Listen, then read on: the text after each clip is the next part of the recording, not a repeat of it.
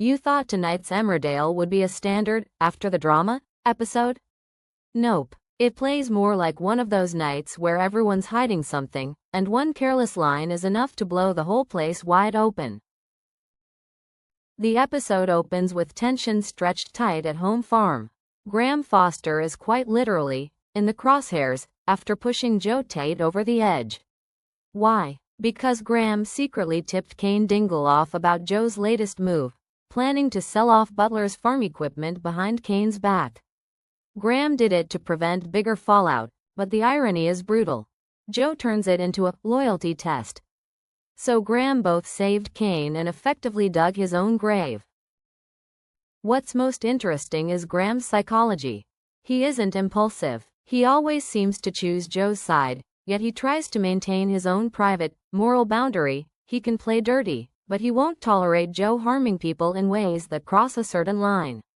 Even when cornered, Graham insists he'll always back Joe, then drops vague hints that he had very good reasons for this betrayal. And that ambiguity is exactly what hooks you. What is Graham hiding? Is he about to reveal something sensitive tied to Kane, something Kane desperately wants kept private?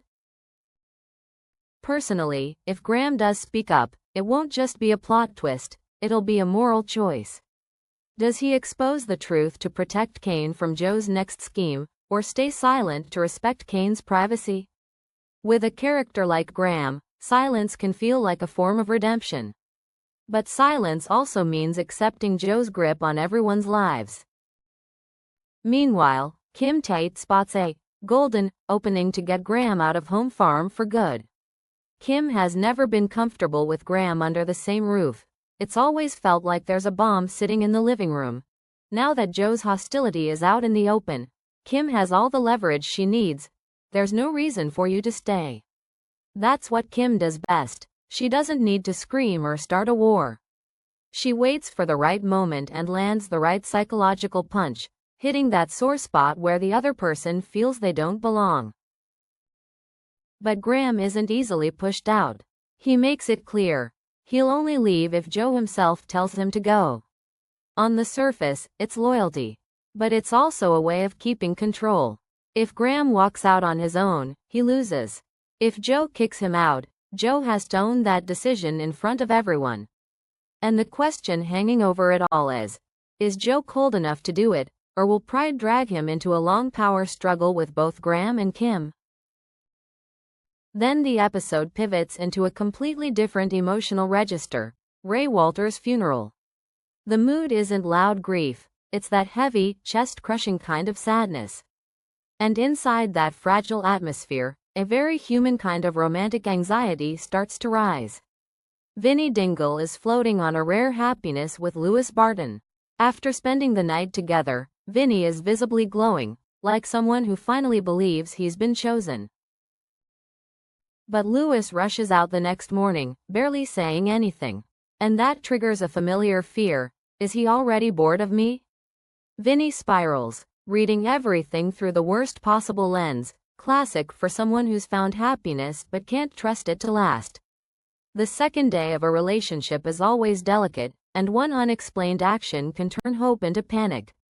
Vinnie decides to confront it directly, because he knows silence only feeds self-torment. Alongside that, another fuse is burning, this time within the family. Patty, Mandy, and Dylan agreed not to tell Bear about Ray's burial arrangements because they fear it could trigger Bear's trauma again. It's a kind of protection that feels realistic, but it's also dangerously fragile. The more you hide, the worse it can get if the truth comes out at the wrong moment. And it does come out, because of Laurel. At the funeral home, she accidentally lets Bear overhear. When Bear insists on coming, Laurel respects his choice. On a human level, Laurel isn't wrong. Bear deserves the truth. But emotionally, within a family already trying to hold itself together, it's like striking a match in dry grass. Patty finds out and explodes, and Laurel becomes the target. What makes this feel so real is that Patty isn't only angry because Laurel slipped up. He's angry because his whole crisis control effort collapses in an instant. When you're trying to protect someone you love from pain, you can fall into the illusion that you can control every variable. And when someone unintentionally breaks that plan, the anger is often fear in disguise. Fear that Bear will hurt, fear that everything is slipping out of reach. So no, tonight's Emmerdale isn't just about who's right or wrong. It's an episode about loyalty under pressure, secrets that can save or destroy, and the brutally honest ways people react when they're cornered. Graham trying to balance Joe and conscience, Kim hitting the precise weakness to force him out, Vinny being swallowed by abandonment fear because of one unexplained exit, and Paddy detonating because he's terrified Bear's trauma will return. And if I had to pick the single most intriguing thread, it's that very good reason Graham keeps hinting at. Because if he says one thing out loud, the entire power game at Home Farm could flip instantly.